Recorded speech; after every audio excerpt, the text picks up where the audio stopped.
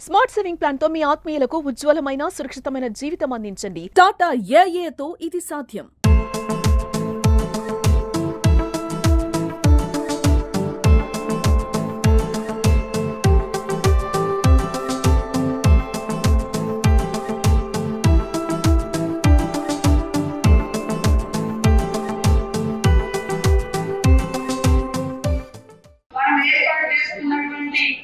సమావేశాన్ని బహిరంగ సభను ప్రతి ఒక్కరు కూడా ప్రతిష్టాత్మకంగా తీసుకొని గ్రామాల్లో తిరిగి సమావేశాలు ఏర్పాటు చేసుకొని మండలాలుగా ఇన్ఛార్జ్ బాధ్యతలు తీసుకొని మరి పెద్ద ఎత్తున మీకు ఏదైతే కేటాయించినామో జనాలను తీసుకొచ్చే ముఖ్య బీసీ సోదరులను తీసుకొచ్చేటువంటి కార్యక్రమం దాన్ని విజయవంతం చేయాలని పేరు మీ అందరినీ విజ్ఞప్తి చేస్తా ఉన్నాం, కోరుతా ఉన్నాం.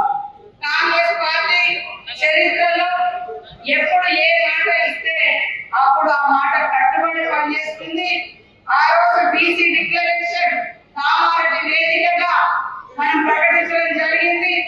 మరి మన ప్రభుత్వం వచ్చిన తర్వాత నిబంధనలతో నిజాయితీతో మరి రాహుల్ గాంధీ గారి యొక్క ఆదేశానుసారం రెడ్డి బిడ్డ అయినప్పటికీ అగ్రవర్ణాలైనప్పటికీ రేవంత్ రెడ్డి గారు ఇచ్చిన మాట ప్రకారం బీసీల కుల గణన మరి బీసీ మంత్రి గారు పొన్నం గారి యొక్క ఆధ్వర్యంలో నిర్వహించడం జరిగింది.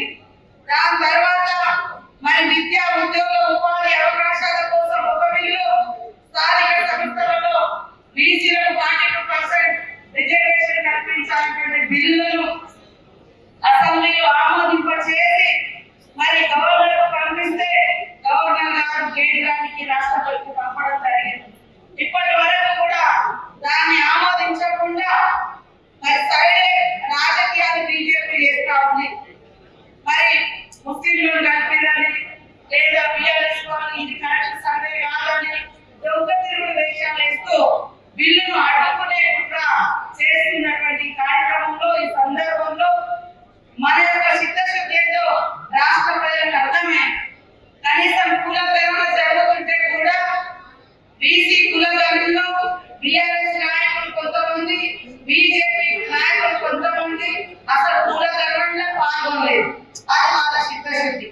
ఈ రోజు ఎంతో చిత్తశుద్ధితో ఇచ్చిన మాట ప్రకారం సోషల్ ఇంజనీరింగ్, సోషల్ జస్టిస్ జరగాలని దాన్ని నెరవేర్చడం కోసం ప్రత్యక్షంగా ఇక్కడ పిసిసి అధ్యక్షుడు కాంగ్రెస్ పార్టీ రథసారథి మన ఉమ్మడి విజయవాడ బిడ్డ మరి మహేష్ అన్న గారిని కూర్చోబెట్టి కాంగ్రెస్ పార్టీలో పదవుల పంపకంలో కూడా మరి ఒక సోషల్ జస్టిస్ చేసినటువంటి ఘనత కాంగ్రెస్ పార్టీ.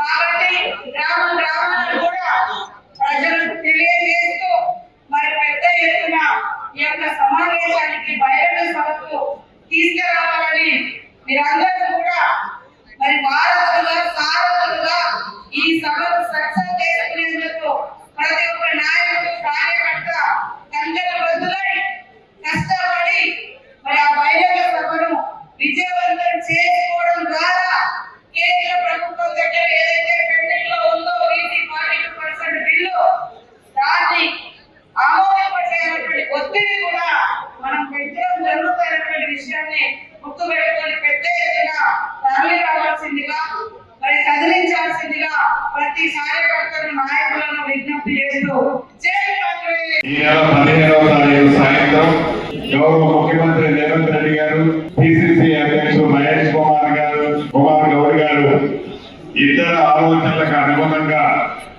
15వ తారీఖు సాయంత్రం మన డిగ్రీ కాలేజీ గ్రౌండ్స్ లో అద్భుతమైన కని విని ఎరగని సుమారు 2 లక్షల మందికి తగ్గకుండా ఒక అద్భుతమైన మీటింగ్ ని ఏర్పాటు చేయాలని పార్టీ ఆదేశానుసారం మనందరం ఇక్కడికి రావడం జరిగింది.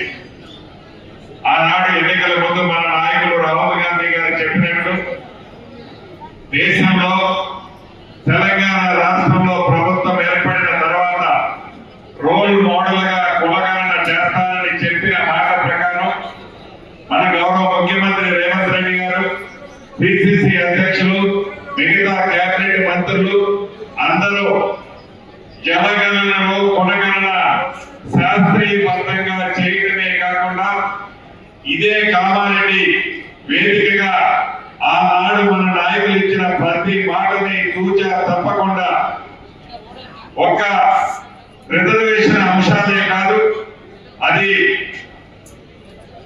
అభివృద్ధి కానీ సంక్షేమాన్ని కానీ వాటన్నిటినీ రాష్ట్ర ఆర్థిక పరిస్థితులను బట్టి ఒక్కొక్కటి చేస్తూ దాంట్లో భాగంగా ఈ బీసీలకు ఇచ్చిన మాటలు కూడా ఈ ప్రభుత్వం చిత్తశుద్ధితో ప్రతిపక్షాలు ఎన్ని కారుకూతలు కూసినా, ప్రతిపక్షాలు ఎన్ని కుట్రాలు పడినా, ప్రతిపక్షాలు కావాలని గుడ్డగాల్చి మన మీద వేసిన చిత్తశుద్ధితో ఈనాడు కాంగ్రెస్ పార్టీ ఇచ్చిన మాటలు నెరవేర్చే దాంట్లో భాగంగా కామారెడ్డి వేదికగా గౌరవ ముఖ్యమంత్రి గారు, పిసిసి అధ్యక్షులు ఆలోచనలకు అనుగుణంగా మన పార్టీ అద్భుతమైన ఈ మీటింగ్ ని సక్సెస్ చేయాలి అంటే కాంగ్రెస్ సైనికులమైన మనందరం, కాంగ్రెస్ సిద్ధాంతాలకు కట్టుబడి ఉన్న మనందరం 2 లక్షల మంది అంటే పెద్ద విషయం కాదు, పెద్ద కష్టమో కాదు. అధికారంలో ఈనాడు మనం ఉండి 2 లక్షల మందితో ఒక అద్భుతమైన కడి విధి ఎరగిన మీటింగ్ ఏర్పాటు చేయడం మనందరం తలుచుకుంటే అది పెద్ద కష్టమైన విషయం కాదు.